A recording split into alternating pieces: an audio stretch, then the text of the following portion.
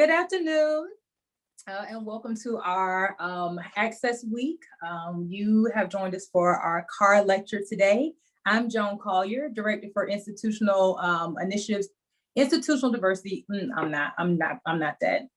I'm Joan Collier, Director for Institutional Equity and Strategic Initiatives in the Office of the Senior Vice President and in the Division for Diversity, Inclusion, and Community Engagement at Rutgers, New Brunswick. Access Week is a New Brunswick-based set of events that focuses on access to higher education for Black, Latinx, Indigenous, first-gen, and low-income students. And this is one of many events for the week. This particular lecture is named after the first Black graduate of Rutgers University. And so we're glad that y'all could be here with us this afternoon, not quite evening. I'm going to foreground a couple of things before we get moving, and I'm going to introduce our esteemed guest and get the party going. If you're part of the Rutgers New Brunswick community, you know that there have been a couple of targeted instances of Zoom bombing over the past couple of days.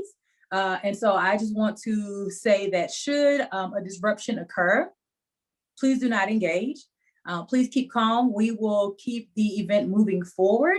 And that'll be the end of that. So welcome, welcome, welcome. I'm gonna read your profile, Dr. Jack. Does that work? Okay. Dr. Anthony Abraham Jack is a junior fellow at the Harvard Society of, at the Harvard Society of Fellows and an assistant professor of education at the Harvard Graduate School of Education. He holds the Schuster Assistant Professorship at the Radcliffe Institute for Advanced Study. His research documents the overlooked diversity among lower income undergraduates, the doubly disadvantaged, those who enter college from local, typically distressed public high schools, and privileged poor, those who do so from boarding, day, and preparatory high schools.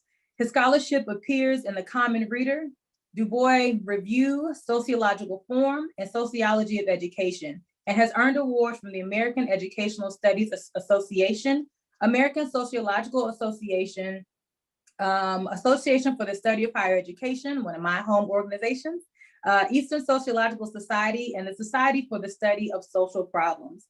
Jack held fellowships from the Ford Foundation and the National Science Foundation, and was the National Academy of Education Spencer Foundation Dissertation Fellow. The National Center for Institutional Diversity at the University of Michigan named him an Emerging Diversity Scholar. In May 2020, the Muhlenberg College will award him an honorary doctorate for his work in transforming higher education. We're super excited to have you here with us today, Dr. Jack. I'm going to turn it over to you, and then we'll come back for a conversation between you and I. And then we'll open it up to questions from our audience members. You'll need to type your questions into the text box, and I'm going to hush now. Thank you for joining us. Thank you so much for that kind and generous introduction, and for inviting me to be part of this week. I mean, I heard about Access Week and saw the video that you all posted announcing everything, and it was good. It was just good to know that these kind of things are happening at our universities, especially well past orientation and well past, especially into the spring semester, where people can sometimes forget that a lot of stuff is still new to many of our students. Again, it is a true honor to be with you all today. I wish it were in person, as we were talking before. I have never been on campus before, and I really love seeing campuses for the first time, because as a first generation college student who come from a low income family, I didn't get to do a college tour like my classmates did. And so every time I go on a campus for the first time, I get really excited and take pictures and forget that I'm there for a job as compared to just being there for the tour. I hope that this conversation is but one of many important dialogues about the new responsibility that diversity demands of all of us, students and faculty, administrators and staff alike. But let us begin with some humbling facts. Higher education is highly unequal and depressingly stratified.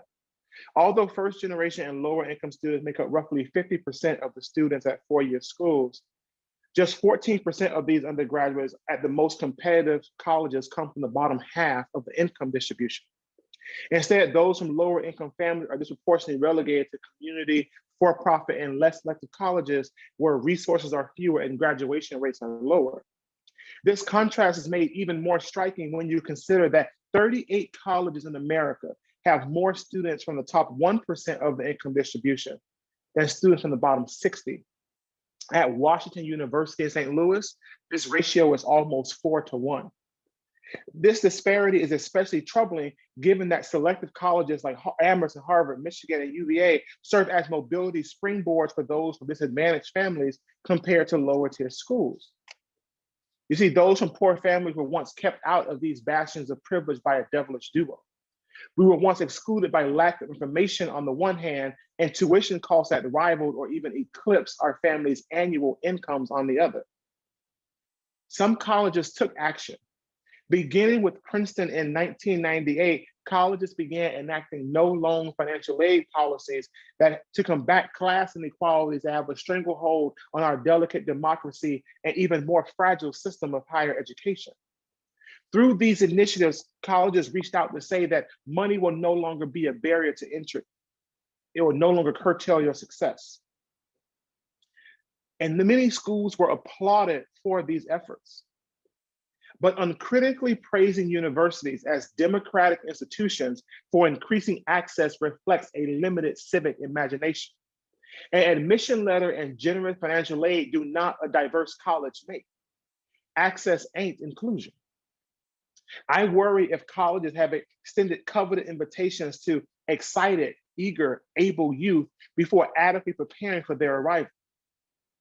We seem to have forgotten an old truth, that citizenship is more than just being in a place. It is about accessing all the rights and privileges pertaining thereto. You see, this is what I studied, but it's also what I lived and live. Where are the other poor Black folks? This is the first question I remember asking myself in 2003 as a freshman after being invited to partake in what I call now those convocation conversations. And y'all know the chats I'm talking about, when people conveniently worked in verbal versions of their resume or narrated the stories behind the stamps on their passports. My friends regaled us with personal accounts of courtside seats to basketball games and invitations to private premieres to movies that had not yet hit theaters. They talked about multi-week trips abroad and fancy parties hosted at second homes. You see, these were class markers I associated with rich people. My first time on a plane was traveling actually from Miami to Amherst College for my recruitment trip. What I thought I found that day was the legacy of Bowen and Bach's groundbreaking study of the shape of the river. In this work, they showed us that an overwhelming majority of Black students at elite colleges, contrary to stereotypes, come from privileged backgrounds. The sons of lawyers, the daughters of doctors, the children of commerce. I resigned myself to be yet again the only poor Black person in a rich white place. Imagine my surprise, however, when one of my classmates who studied abroad in Spain during her junior year of high school turned out to also come from a family who struggled to make ends meet. Feeling comfortable with each other, we shared stories of doing homework by candlelight. And we did this not to be romantic, but rather because the power was out. We knew a common struggle all too well that sometimes there was more month than money. The vacation homes my new peers ventured to, it turned out, were not always their own, but rather those of their wealthy high school peers. Alas, I was not alone in being granted access to privileged experiences in places beyond what my family could afford or that they even knew about. But here's the thing, like my freshman imagination, the social science research did not make space for these experiences as part of the larger first generation college student story. When social scientists wrote about lower income students, they wrote of a single experience chronicling culture shock and isolation. Yet all the while, as my research uncovered, colleges and universities were hedging their bets. They were getting their new diversity from old sources. The Andovers and Exeters, the St. Pauls and the Choates of the world. So I set out to trouble the water. The privileged poor focuses on life at pseudonymous renowned university. an elite university in Northeast that adopted no loan financial aid policies. And I sat down with 103 Black, white, and Latinx undergraduates and conducted ethnographic observation for 2 years to investigate what it's like to be a student at Renown. I highlight how lower income undergraduates at Renown have shared beginnings but live ever more divergent lives en route to college. I explore the experiences of those who grew up in poor, often segregated communities, but entered college from elite boarding day and preparatory schools like Dalton and Horace Mann, those who I call the privileged poor. And I compared their experiences to equally economically distressed peers who entered college from local, typically troubled public schools, those who I call the doubly disadvantaged. Now, admittedly, these terms are loaded.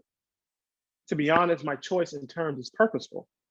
In addition to the oxymoronic quality of privileged poor that sticks with you, to engage with or even find fault with the term forces one to interrogate what they intend to capture.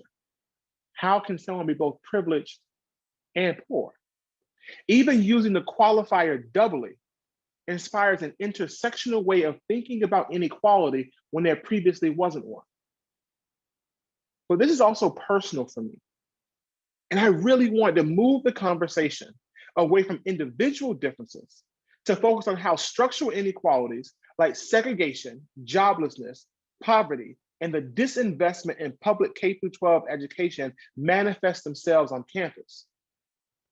My investigation into this overt diversity among lower income youth pushes back against the dangerous downplaying of how prolonged exposure to savage inequalities in our neighborhoods and in our schools affect how students navigate college, if they make it there at all. But we cannot escape the fact that while some neighborhoods keep us from hurt, harm, and danger, others place us in the thick of it. Conventional wisdom dictates you have to know where you've been to know where you're going. When it comes to understanding the undergraduate experience, the same sentiment is true. We must examine where students come from and what they have been through to understand why they chart the paths they do once they arrive at our gates. Doing so forces us to think about how school policies and practices facilitate or hinder their progress. Which students immerse themselves into the college community? Who wants to leave after the first week? Who gets those strong letters of recommendation? Who says of their experience, I couldn't breathe here? Who calls their college a toxic environment versus who likens it to deja vu? To overlook this rich diversity of experiences within the first generation college student community is then to base policy on only a partial picture. As it stands now, our understanding of how poverty and inequality, class, and culture shape undergraduate life remains incomplete, and the policies we then implement simply miss the mark. For example, colleges expect students to be comfortable and proactive in forging relationships with faculty. This is the road to extensions, extra help, recommendation letters, and internship. This is the road to emotional support when times get rough. Yet this expectation remains unsaid. There's no manuals of do's or don'ts, whens or hows. And unspoken, if undergraduates want something, they will ask for it, operates as the gold standard. The college corollary to the squeaky wheel gets the grease.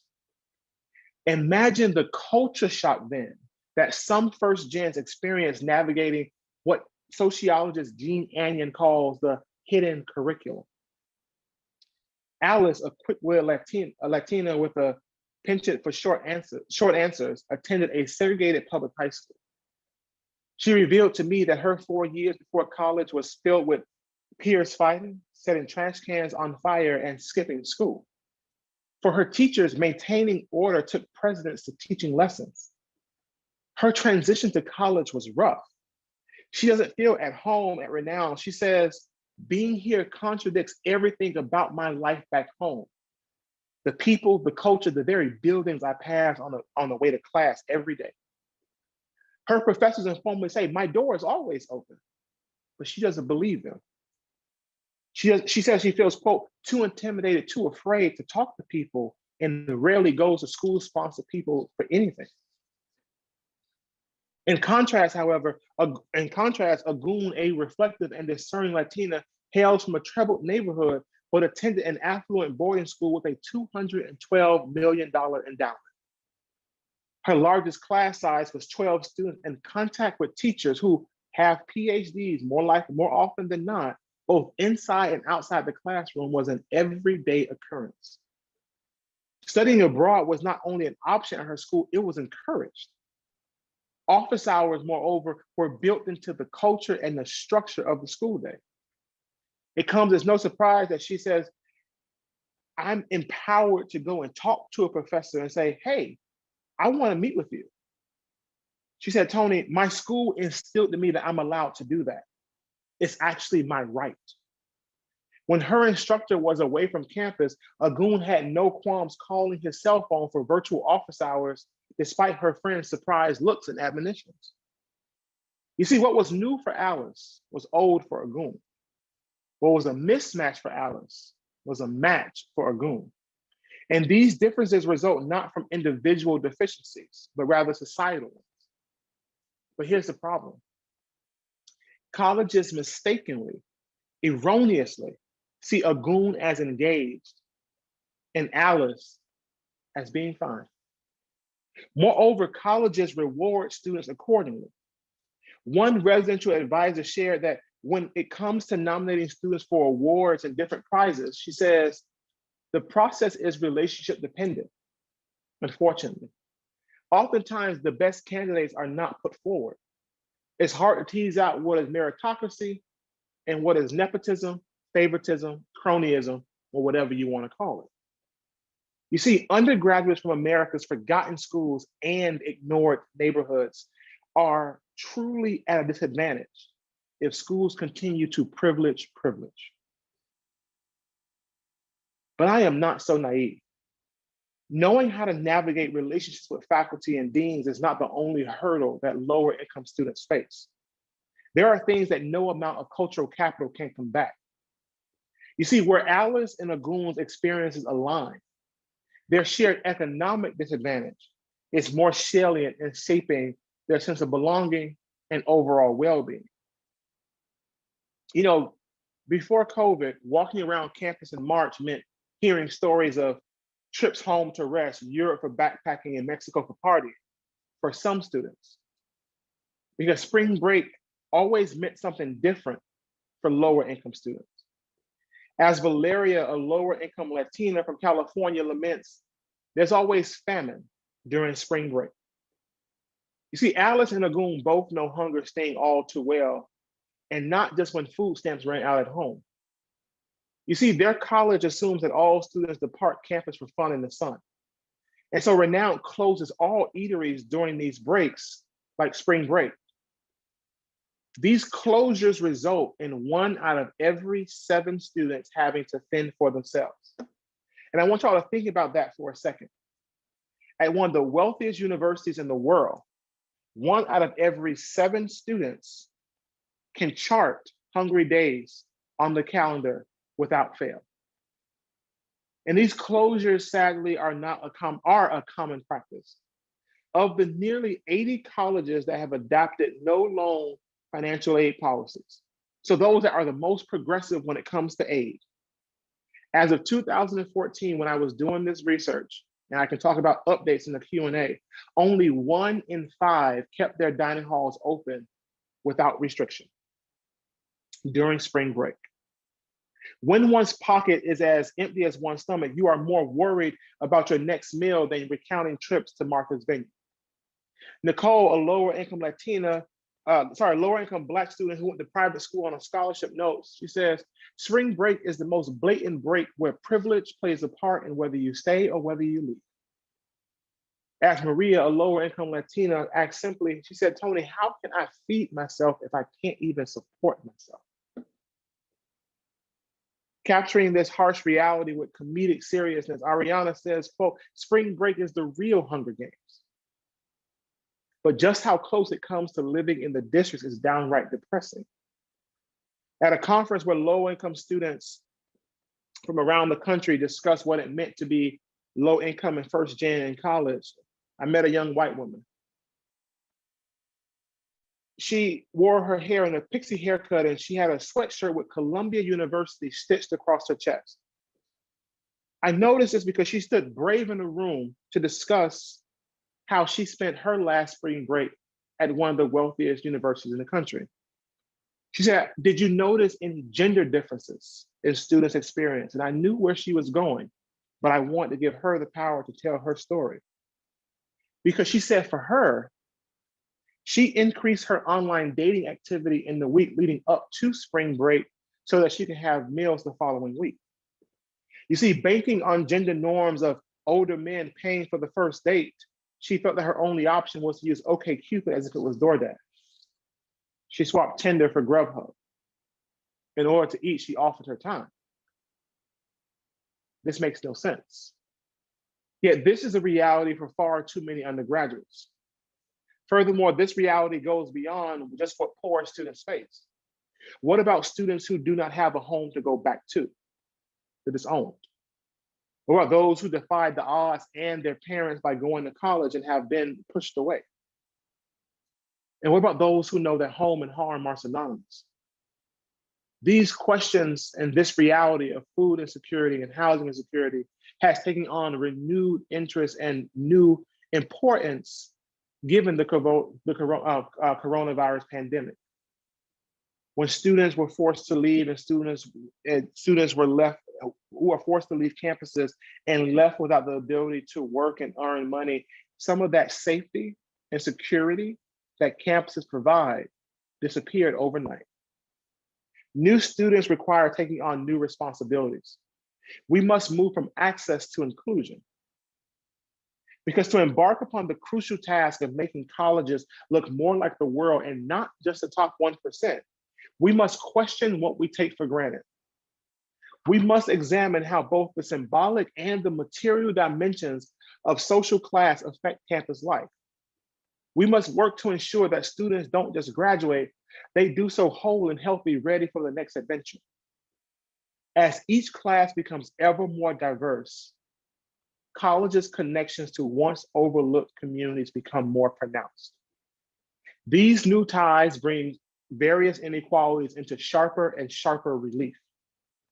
I hope that the privileged poor not only sheds light on the problems at hand, but also provides a framework for addressing them. Thank you. So that you can hear the applause. I cracked myself up. I'm glad you laughed too. I have a lot of notes written here. I'm going to remind those who are viewing, as you have questions, as you have reflections, as you have thoughts, if there were quotes that were like, that's good, that's slaps, that's thanks. Whatever it is that it did, feel free to put those in the Q&A and we'll go through some of those. But yeah, I am a first-gen scholar, I am a first-gen scholar, come from a low-income background, went off to historically white, not predominantly white institution. And so in hearing your talk, having read through some of your texts, thinking myself, not as the privileged poor of sorts that I go to boarding schools, but the pieces around campus culture, not understanding some of the unwritten texts really resonated. And so I'm going to share a couple of questions that came in early from people who pre-registered, and we'll start there and then we'll expand out our conversation. So how does that work? Awesome. All right, cool. So someone wanted to know, how did you begin to write your book? And I think that you covered some of that in your talk. So I guess my question as a reframe of that is, when did your lived experience translate to you that this is more than lived experience, or that you can do something with your lived experience in a way that translates into your professional life, and or can be useful to folks in ways that can actually shift some systems and not be just about your lived experience and the lived experiences of folks who are similarly situated, if that makes sense? Yeah, so it's actually a great question. And sometimes students are even discouraged from doing me sociology or me history or me economics, meaning like ME hyphen, where people are discouraged, like, oh, you like branch out, study something new. Like, why are you studying, like your community or your this? And that's BS, to be honest with you. Some of the best studies that we have been informed by individuals, not just individuals' particular experience, but the disconnect between what people see in their life and what people see when they read about the very neighborhood they come from. When you think about Mary Patillo, when you think about Karen Lacey, where would we be in our understanding of the Black middle class? Because to social science research, every Black person is poor, right? And come from this particular neighborhood, right? And so where would we be without those two scholars who saw something missing, not just from their own experience, but from the literature, right? They were able to marry. They were true social scientists in the sense that they brought together a lens on the social world with that of what they view in the social world with an analytical lens of studying inequality and race in America. Absolutely. And it's important for me because I didn't think to do this study. It wasn't like I was like, oh, I want to study first gen. It's just that every time I read Pierre Bourdieu, every time I read Annette Leroux, every time I read Pasquarelli and Terenzino, and all these people who were huge figures in the sociology of education, they kept saying, group of students at risk, the class you start in shapes your behavior all the way through. And I'm sitting here like, well, no, because she went to Andover and he went to St. Paul. And until they tell you that they come from a poor background, you don't see that, right? You see the well, I'm about to date myself. You see the pop collars. You see the conversation about going to Paris. You talk about going on boats, being on private islands, and all that kind of stuff like that. You like, what kind of world are you from? And then you realize is that they weren't born into it. They were invited. They have a temporary pass because of the schools that they went to. And I'm like, oh. And so in my research, I discovered that 50% of the lower income Black students at selective colleges are actually the alumni of prep school. And that's the empirical fact. And here I want to take us back to Du Bois, where he says, because I study who and what I study, and because of who I am, I have to be even more theoretically sound, methodologically grounded than you, who no one's going to question if you're biased, because I want to talk about Black people and inequality in America. And so for me, I had to make sure that the stories that I was telling were not only true to the students, but also representative in a way of their experiences that can inform not only sociological knowledge, our stocks of knowledge, but also social policy. Because when I talk about food insecurity, right, I'm doing so in a way that wasn't part of the conversation, because when my work was coming out and I was talking about this, people were talking about food insecurity in a chronic way, meaning that it was happening to students 3 to 5 or 7 days a week. And they were saying all these campuses where any kind of food insecurity needs a food pantry or needs a food bank. But if you're at Amherst or Harvard or Rice or some of the other more residential colleges, a food bank will go unused for 90% of the year. And so I introduced episodic food insecurity, right, to give us more, not just nuance and language, all that kind of stuff. No, but the only way you can address the problem if you understand the problem. Food insecurity on residential campuses like the ones that I study is episodic, happening only in episodes, right? Only around these kind of breaks where students are left with, no access to food. So I introduced this so that now we can be more tailored in our approach. But all that came because I remember what the hell it meant to be hungry during spring break. Absolutely. But tying that to something much bigger than just my experience, by using data, by using these studies, these stories of 103 students to show that our previous stock of knowledge was incomplete. And this helps us get closer to being where we need to be. Oh, that was such a delicious answer. Okay, I'm trying to keep us together here because the questions are flowing in. A question that we have here is saying, again, quoting directly from your work, trading her time for food, trading Tinder for OkCupid, such a powerful summary of the impact of food insecurity. Were there other gender differences in the impact of being amongst the privileged poor in your work? Yeah, so that was something that both the privileged poor and the doubly disadvantaged face, right? I can't, to this day, I don't know if that student was what member of the group that student was in. Because when I talk about food insecurity, that was something that cut across, right? So right now in COVID, and I'm starting a project right now to understand not just COVID, but inequality is affecting students right now. We are also seeing, shared experiences across the two groups.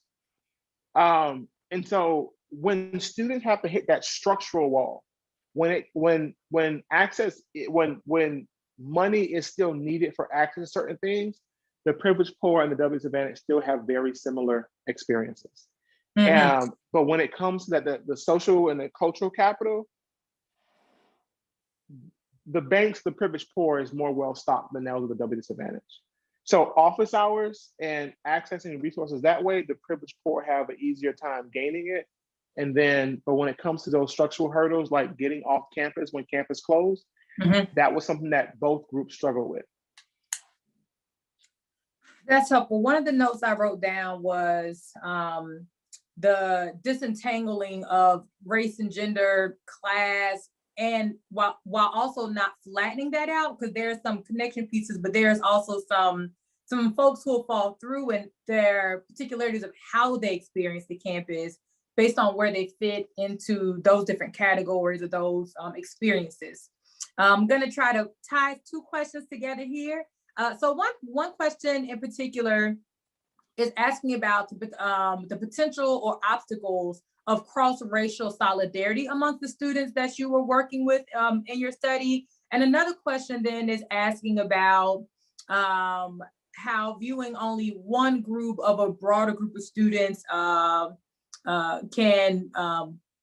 not limit, but kind of help. Let me just read it. Enjoyed your discussion on how viewing only one or two groups doesn't really show the diverse experiences of individuals from similar backgrounds. I want to know how institutions can support students from disadvantaged groups coming together to combat this violence and societal norms, as well as working on cross-group solidarity. Yeah. The first gen low-income community is incredibly diverse. And that's why I think there are two things happening: a greater willingness for universities to embrace it, and because it's like your class rainbow coalition, right? It's the one that you're willing to support because you can put a low-income Black face up there. You can put a low-income white face. You can put whatever it is for, like, it's more palatable to them for whatever reason, right? And we can talk about the historical nature of the deserving poor and undeserving poor and how first gen plays into that larger conversation. And so, as far as the coalition building, there's inherent in just the FGLI community that shared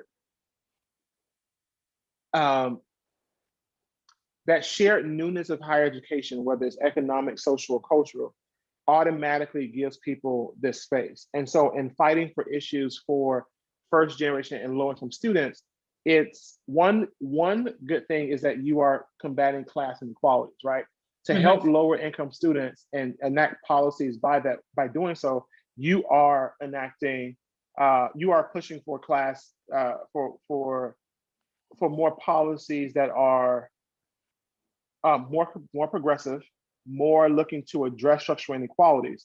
The question is, will universities and organizations that do this work take into consider race and be honest in their understanding. Because in America, a Black family that makes $100,000 a year lives in as disadvantage of a neighborhood than a white family that makes $30,000 a year.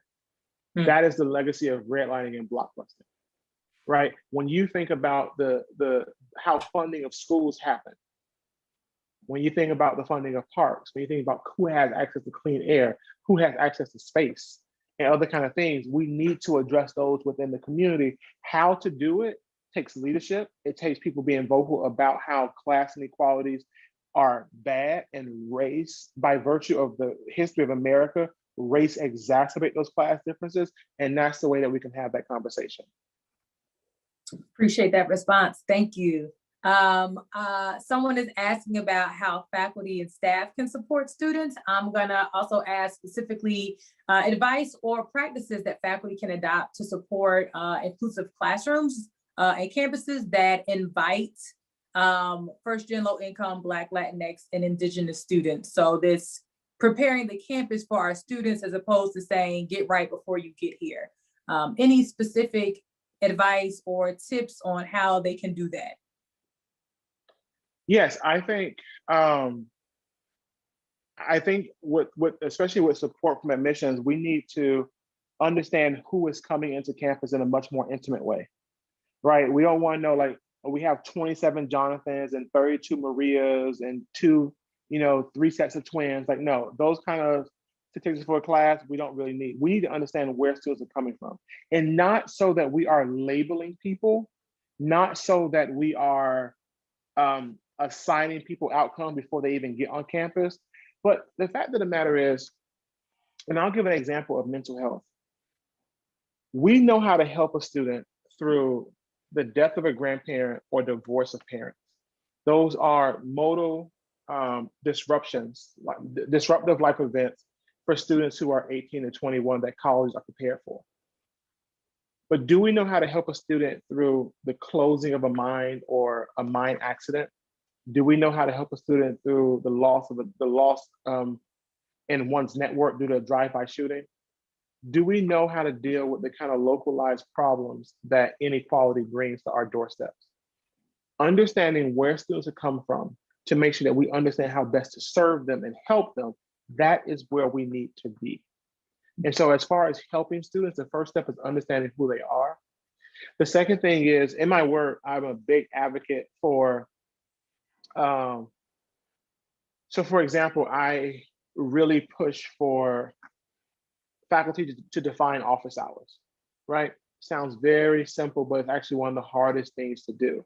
Because if you've been teaching for 20 years and that's like asking a fish to describe the water, right? It's something that you yourself are taking for granted. But faculty almost always say when office hours are, but we never say what they are. We don't necessarily make it explicit how give students at least some buckets to draw to launch their question in, because oftentimes what we do is when we leave it to this ambiguous nature, students believe they have to have a Nobel Prize worthy question to come to the office. That's just not necessarily true. And so how do we help students? And we do so by lowering the barriers to entry and defining office hours as one such way in which you can do it. I appreciate, I wrote it down as unpacking the implicit. When I used to work in retention services, we would have to say, tutorial services are available because we expect you to to brainstorm. We expect you to go to supplemental instruction because one time in the classroom doesn't necessarily get it. We expect you to go to group time because you actually have to study your content. And so saying it explicitly to a lot of people sounds silly, but actually making it known that that is a resource that is available and you're inviting you in, no, please come in, it is here for you, does something different, particularly when you can't assume that folks know that resources that are available are actually there for you and not these like Lucky Charm treats. Let's see here. Okay. Someone in the audience wants to know, they said, thank you for your talk with an exclamation mark. It was eye-opening to hear. How can other students at a university best assist students from disadvantaged backgrounds? So if I'm a student who comes from some extra money and I want to support, how can I show up and do that? Yeah. So the first thing I want to say is, and I appreciate the question. The first thing I want to say is, it is not students' job to do the work of the university. Can you say that And so again? I think it is not a student's job to do the work of the university. Absolutely. Please know that I'm not trying to say get there and just like take your classes and graduate. But if there are systemic problems that are so entrenched that even faculty have trouble dislodging them, it is not the job of the student to do this. And so I want to put pressure on the university to enact to do what they said they're going to do. When, as Martin Luther King said, be true to what you said on paper, right? On that admission letter, you said, I'm a member of your community, then act like it. The second thing I want to say to it is step up, step back, and bring along. If you are someone who is always being asked to speak on something or be part of a hiring committee, being part of a speaker series and inviting the speakers, bring attention to the fact that the students who are being brought along look very similar or contain one particular group of people. And then bring someone along and say, hey, this is someone I think you should whose perspective is needed here. And the last thing is you gotta sometimes step back, right? Yeah, you can bring somebody along, but sometimes you have to step back and say, hey, everybody who's in here grew up in the same neighborhood, went to the same type of schools, but Rutgers does not look just like us. Mm. And so how do you bring that conversation and being critical with it? Thank you, thank you. Yes, we always say students being engaged is not the same as institution doing what it's supposed to do to ensure that folks who they invited in via their admissions process are actually able to thrive where they are. There was a question about the role of college prep programs or access programs that might have come up with folks in your study along the way. And if so, how did those programs impact those students, either en route to college or once they're in college? Yeah, so I break up programs into two different kinds, pipeline versus enrichment. And Sure. so I had people who participated in programs like Prep for Prep, the White Foundation, WIGHT, which is actually based out of New Jersey, Oliver Scholars, TEAC, A Better Chance, all of these programs that are organized to put lower income students into prep schools. And then there were other people who participated in programs that were either given scholarship, that were local based, that provided some kind of support. And so what I found is that the privileged poor were more embedded within the networks of organizations than the doubly disadvantaged were. The doubly disadvantaged, yeah, they got scholarships, but a good number of them actually participated in no program. They just applied to school. Quest Bridge was the main one, but the privileged poor were Quest Bridge and Prep for Prep, which is a very powerful combination for getting into school and paying for it. So interesting. Oh, that is so interesting. Okay. Oh, so many good questions. This one I think is the easy and fast one, I think. Are you ready? I think it's easy and fast.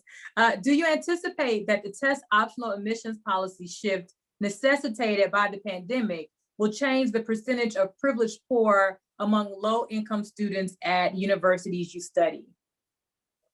I don't think it's going to change the percentage, but I hope that it raises the number of lower income students who apply to college more generally. The reason why I don't think it's going to change the percentage is because private schools are going to send their students to top schools regardless of how to get in, right? Andover is going to try to send 20 students to Harvard if they can, 25, 30, if they can pull it off. St. Paul is going to do the same to Princeton and other places. So where they go, I don't think it's going to change numbers wise. I think maybe there may be some adjustment that if you don't have the SAT, maybe the double disadvantage will make some gains, because if you are privileged poor and you go to these prep schools, they can pay for test prep in ways that your families cannot. So that may actually affect them in a little bit of ways. Okay. All right. Oh no. Okay. Yes. My question is, what advice would you give low income or first generation students to navigate through university during a pandemic? How do they find resources to enhance success? So one thing I am finding from the interviews that I'm doing is that, especially the W disadvantage, some of them feel more comfortable going to office hours during this virtual moment that we find ourselves in than in person, because it's a lower anxiety moment for them, and they're not being judged. No one knows if they're going or not. No one knows why they're going. They just, because it's a link that's between people. And so what I would say is, don't hesitate to reach out, right? I'm really about pushing students to think of help seeking as a strength rather than a weakness. And I really mean that, because help seeking to me signals strength and maturity, because when you are aware enough to seek help, you are saying, you're smart enough to recognize that you are at the boundaries of your own understanding. And aware enough to know that to go forward, it is better to seek the advice of another or enlist others, because the path you are about to travel is better done together than alone, right? That takes maturity, awareness, and an acute sense of an acute understanding of what is at stake. And so reach out, still go to events. Like, now it may be even easier to get your resume looked at, because they may do it in batches. They may say, just drop it off and we'll do edits and word changes and then send it back. If you have questions, right, go to everything that you need to go to. Set up for the telehealth appointments with mental health. Go to study abroad offices and stuff like that. Do what you need to do to get what you want. I appreciate that. What I hear you saying is, show up and not in like show up and make yourself believe that you're supposed to be there, and that those resources are there for you, and that you are welcome. Absolutely. There. Sometimes that's not what happens, right? Because it's not just this, they're there and they don't know, or I should say we're there. We're on campus. We know these things exist sometimes we don't. But it's not exactly sure that you're supposed to be there, and then what assumptions might be made about me using those resources. Right. Because if I'm showing up and no one in my family's been here, or people who I think are like me or who I know are not like me have access to them, like, I know it's here, but it's really for them, not for me. Sometimes without someone who I know is supposed to be there telling me or affirming or validating that is for me, I actually don't know that it's for me, and I don't want to be embarrassed. I don't want to get caught slipping, and I don't like being embarrassed. So my thing is like this: when it comes to asking for help, I won't be embarrassed when I won't be embarrassed when I win. I won't be embarrassed when I stumble, because the only way you can get to either one is if you try.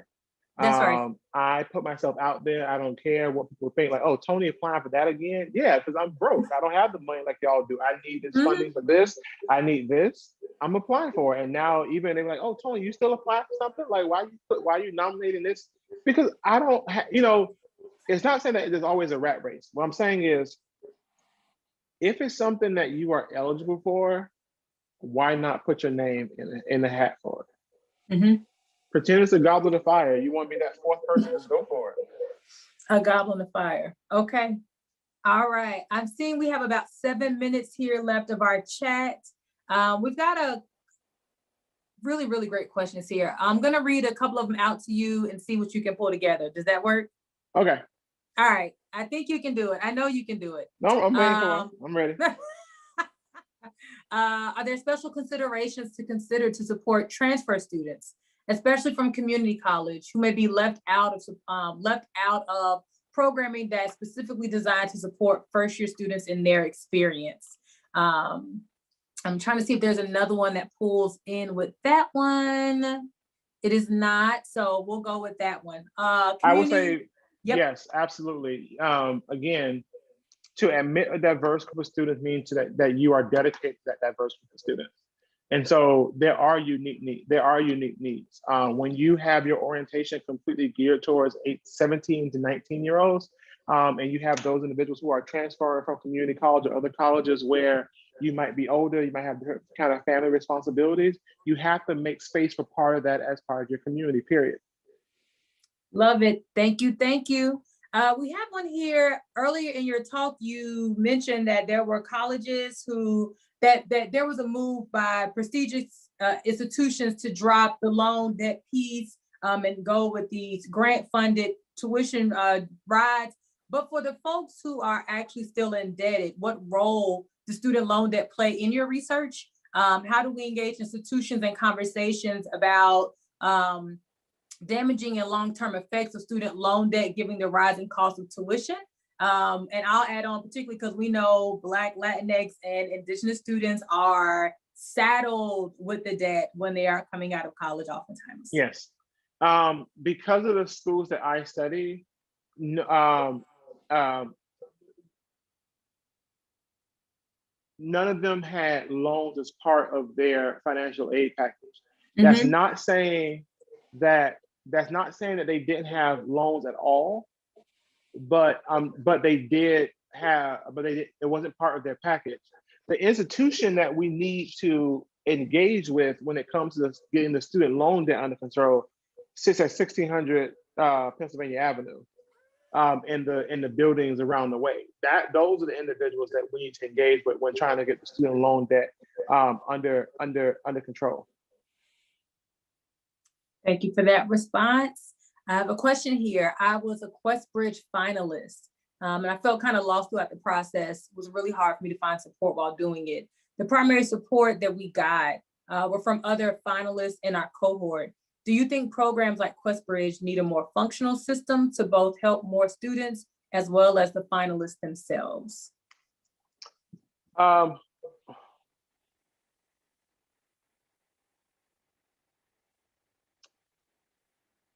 One has to realize that QuestBridge function is money and placement.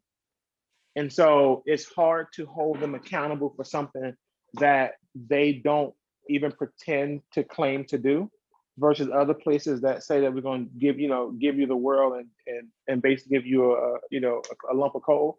So I'm not criticizing them for not doing the things that they don't even say they do, but there are ways in which I think that scholarship programs can expand their delivery of services.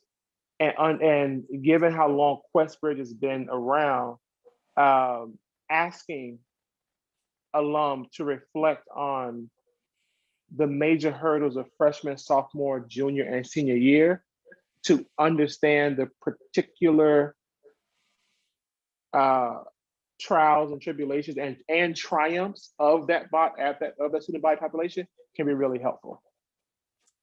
Okay. Thank you for that. I have one more question and then our final question in this session. Of course, more questions just came in. Well, let me just shout you out real quick. Someone said, not a question, but thank you for your presentation. I look forward to reading your text. So that's awesome. Someone else earlier was just really hype about talking about the privileging, the privilege. They said that they really identify with that, not in the being privileged part, but the absence of proximity. Absolutely.